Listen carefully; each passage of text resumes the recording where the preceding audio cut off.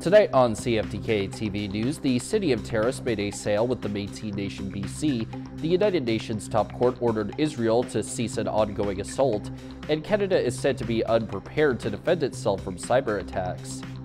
Northwest BC's only television news team. We are CFTK-TV News. Good evening, I'm Cale Maslin, and here's what's making the news in the Northwest and beyond for today. The city of Terrace recently made the decision to sell a 2.8-acre portion of the land that once housed the Terrace Co-op on Gregg Avenue in the city's downtown core. The land was sold to a governing Métis organization known as the Métis Nation BC for a reported amount of about $1.27 million, despite Terrace's initial asking price supposedly being $1.73 million. The two parties are also said to be involved in another sale involving two properties across from Terrace's Best Western Inn at 3115 and 3111 Caleb Street. In total, the Métis Nation BC is said to end up owning about 4.2 acres inside of the city of Terrace's boundaries, with their plan being to construct a daycare center on the Gregg Avenue space, although it's not clear what will be done with the other piece of land. Police in Terrace have seized a quantity of drugs and paraphernalia from a homeless camp near downtown Terrace. Police say they were conducting a bylaw investigation at a homeless camp in a wooded area near the 4300 block of Lake Ellis Avenue when the discovery was made. RCMP located and seized a quantity of weapons, suspected drugs, and drug paraphernalia. It's reported a number of people were arrested while items were being seized. RCMP say they'd like to remind the public to be aware of their surroundings when out hiking or walking. They say that while not all tents or homeless camps contain such items, it doesn't hurt to keep a safe distance or be aware when you're walking with a buddy. The file currently remains open for investigation. A meeting was recently held between Tahltan elders and several other parties like the TCG Lands Regulatory Affairs Department and the Tahltan Land Stewardship Planning Team. The main topic of discussion at this meeting was an update on a Tahltan Stewardship Plan, which mainly involved the implementation of a Share Prosperity Agreement between BC and the Tahltan First Nation. The elders were said to be quite pleased with the Tahltan central government's progress in their development of the plan, as it should let the nation, quote, fulfill our inherent stewardship responsibility in a true government-to-government relationship with the province. The nation also plans on holding several engagement sessions to get the opinions of residents. The residents of Fort Nelson are finally able to return home today after being evacuated for over 2 weeks due to various wildfires. The Northern Rockies Regional Municipality and the Fort Nelson First Nation will jointly rescind their evacuation orders at 8 a.m. earlier today, lift roadblocks, and allow people to go back home. About 4,700 residents were evacuated from Fort Nelson back on May 10th when strong winds pushed the Parker Lake wildfire only a few kilometers away from the town. But the area is expected to remain under an evacuation alert due to the fact that the mentioned wildfires are still burning.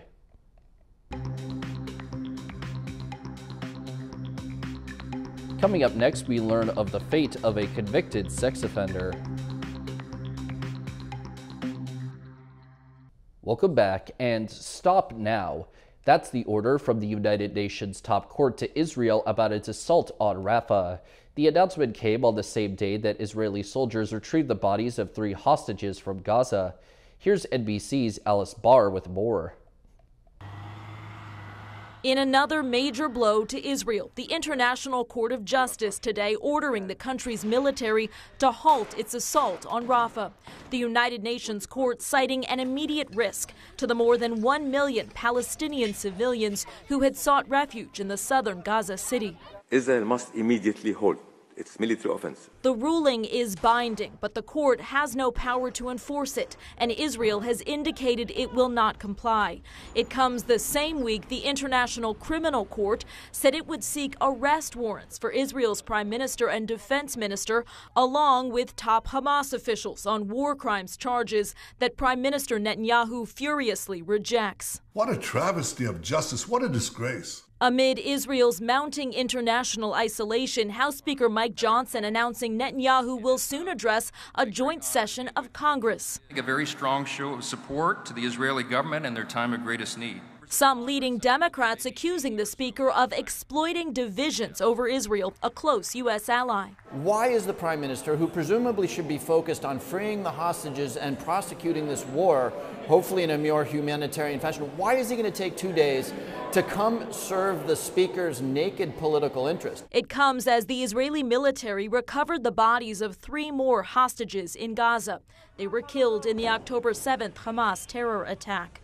CIA Director William Burns traveling to Europe, seeking once again to revive badly stalled negotiations to free the hostages and pause the fighting. In Washington, Alice Barr, NBC News. A high-risk sex offender who disappeared from a Vancouver halfway house last fall, sparking a 10-day manhunt, learned his fate. Randall Hopley was given a 29-month sentence, but as CTV's Ben Nesbitt reports, with credit for time served, he'll end up being out much sooner. Randall Hopley burst out in anger as Justice Jennifer Olson read through his criminal history. The convicted sex offender repeatedly telling her that what she was reading out was incorrect. "I want to stop you," Hopley said twice. "You've got it wrong, she's got it wrong," he said, pointing at the prosecutor. "That is wrong, what you got written there." The 58-year-old was disputing how many prior sex crime convictions involving kids he has. Hopley's lawyer and the sheriff were able to calm him down to let Olton continue.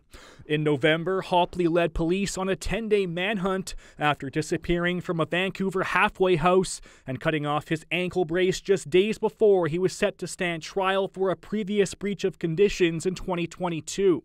He eventually turned himself in, telling investigators he was cold or else he would probably have stayed on the run. Last month, he pleaded guilty to 2 breaches of breaking a supervision order and 1 count of failing to appear in court.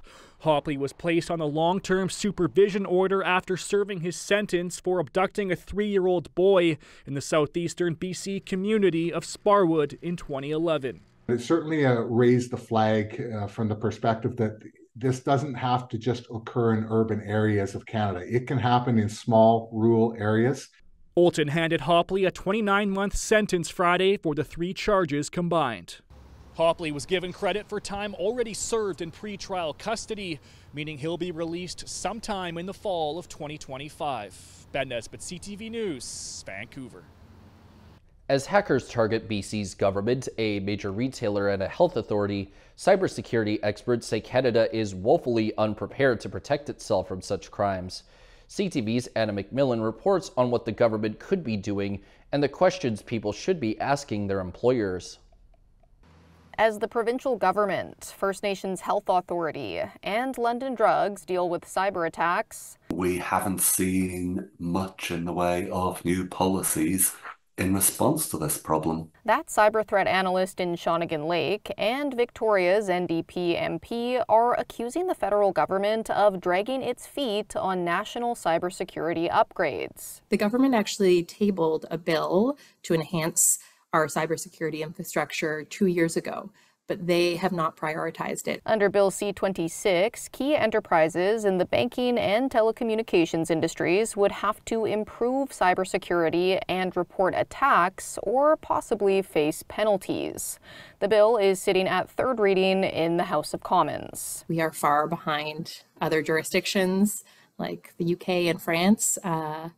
We have a lot of work to do, and we need to make sure that people in our communities are protected. One proposed solution is banning organizations from making ransom payments. They are the fuel that drives cyber attacks. If nobody was paying ransoms, there would be no more ransomware. It really is that simple. While the public awaits bold legislative action, cybersecurity experts are sharing some classic recommendations, including using strong passwords and multi-factor authentication, and don't trust links that arrive in texts. Don't trust links that arrive in emails. As hackers release what they claim is information about London Drug staff, it's recommended employees anywhere ask how their sensitive records are protected and how long they're stored. If organizations get their security right, they can significantly reduce the likelihood that they will become the next victim. Along with the likelihood their staff and clients are victimized as well. Anna McMillan, CTV News. Turning to tonight's weather, the north coast should see periods of rain with a low at 7 degrees. The Terrace-Kitimat area is most likely going to deal with a few showers at a low of 4 degrees. And the Bulkley Valley and Lakes District will get a chance of showers at a low at 0 degrees. On the north coast, their next week or so should be composed of days that have rain and clouds, with maybe a bit of sun and a high moving between 12 and 13 degrees. In the Terrace-Kitimat area, the week for them is likely to get all clouds and rain, plus a high shifting from 11 to 16 degrees. And in the Bulkley Valley and Lakes districts, the upcoming week is set to see a bit of sun, rain, and clouds, while the high bounces from 14 to 19 degrees. Checking out the highways now, visit Drive BC for the latest and up-to-date conditions, and as always, drive safe out there. On Highway 16, there is utility work, bridge maintenance, road sweeping, construction work, roadside brushing, and paving operations. Highway 37 has some road sweeping, road maintenance work, and frost heaves. 37A has bridge maintenance and road maintenance work. Some more road maintenance work on the Nishka Highway, and the Telegraph Creek Road has muddy sections and frost heaves. And this is what the roads were looking like this afternoon around the region from the view of the province's highway cams.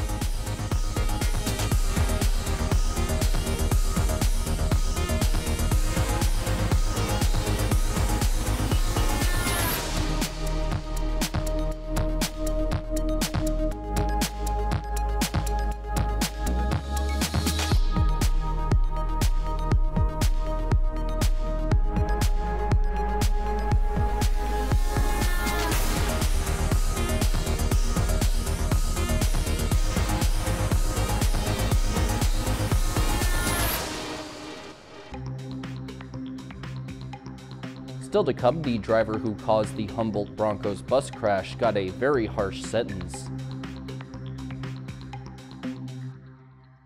Welcome back. A decision has been made in the case that sent shockwaves throughout the country and beyond. The driver who caused the Humboldt Broncos bus crash is set to be deported to India. Here's CTV's Stacey Hine on what's next.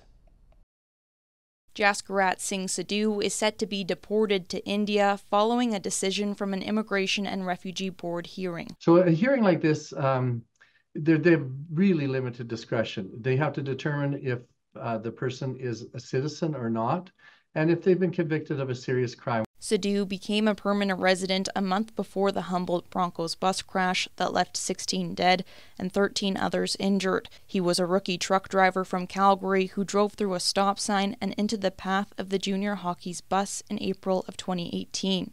While some family members did not want to comment on Sidhu's deportation, the father of crash victim Logan Boulay says, quote, "Bernadine and I are thankful for the decision today as we continue to believe that Mr. Sidhu should be deported from Canada. We are prepared to remain diligent in this belief, even as Mr. Sidhu may launch further appeals." Crash victim Ryan Straznitzky says he wishes Sidhu happiness. I can't speak on behalf of anyone else, but I'm hoping that, from human to human, I hope, everything works out and they can find happiness.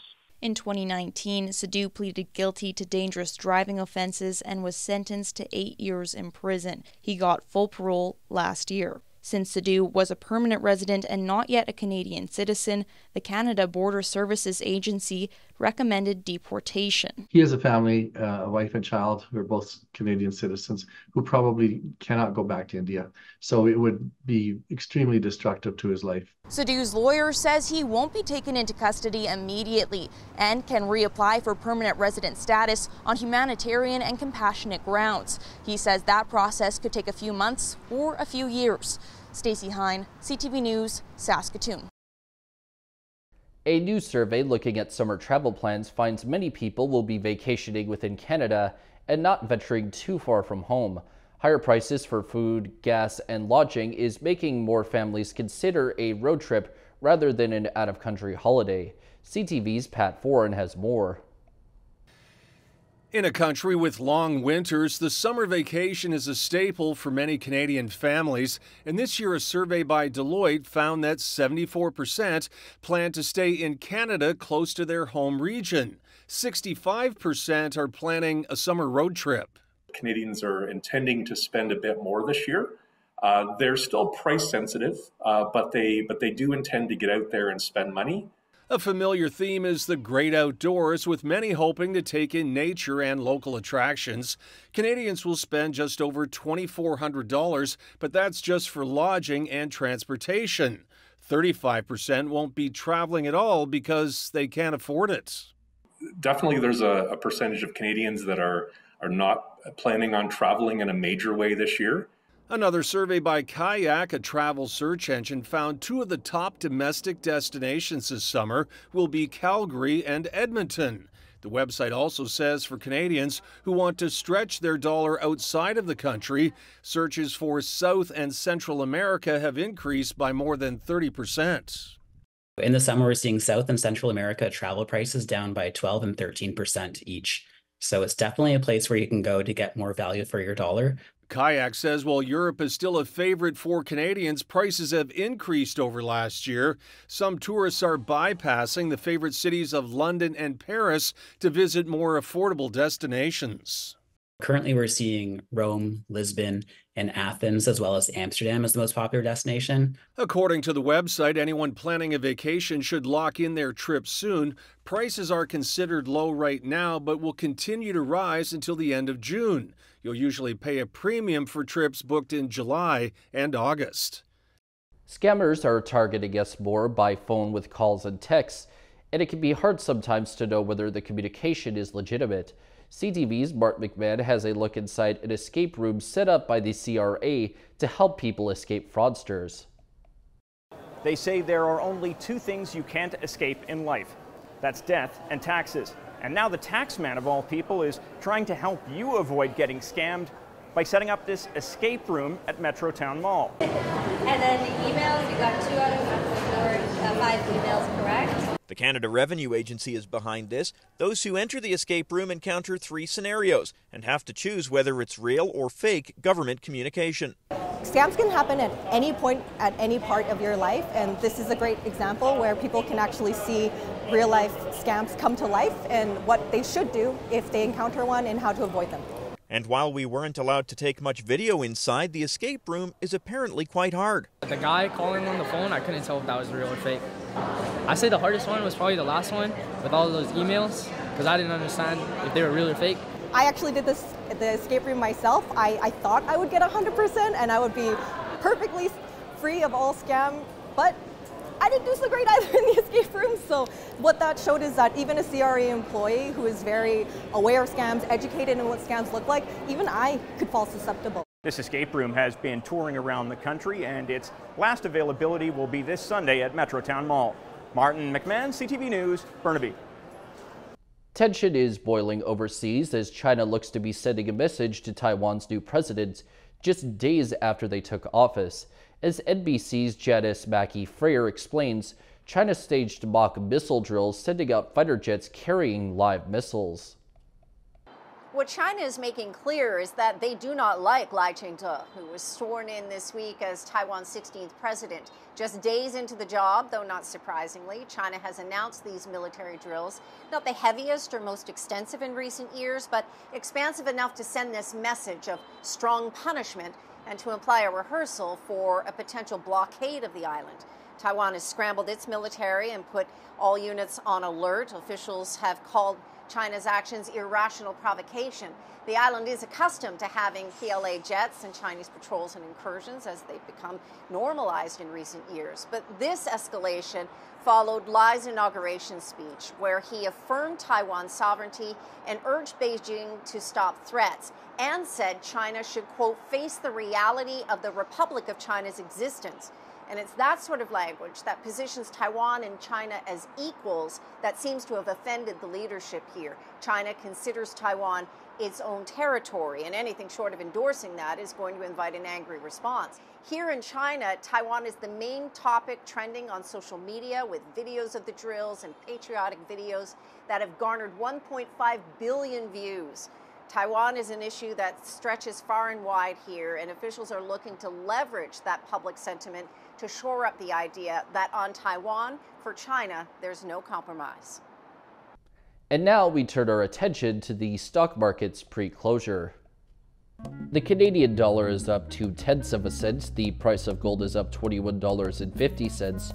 Oil is up 76 cents. Natural gas is up 7 cents. Aluminum is up $27.50.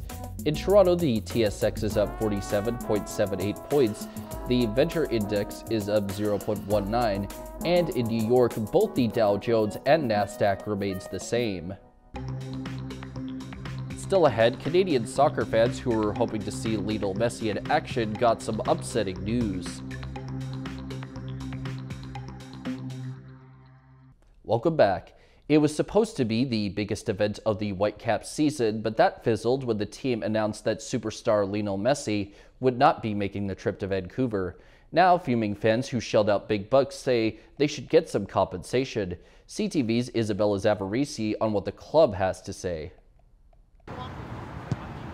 The Whitecaps insist they just found out about the news too. We really learned an hour, maybe 2 hours before we went out with our message. That message, that Argentine footballer Lionel Messi would not be making the highly anticipated trip to Vancouver to play, along with former FC Barcelona teammates Luis Suarez and Sergio Busquets. A fixture that we all seen at the start of the season, we're all excited for, and unfortunately he's not travelling, but there's nothing we can do about it. A blow to fans, many paying top dollar for tickets, upper bowl seats costing about $300 each. I mean, they tripled them in price and then he doesn't even show up, so super, super disappointing. It's the only chance I would ever get to see him, so I was pretty fired up and then, yeah, pretty let down for sure. Politicians even weighing in. Messi, if you are listening, there are a lot of disappointed kids in British Columbia today. I understand their frustration, and I can tell them we share this frustration.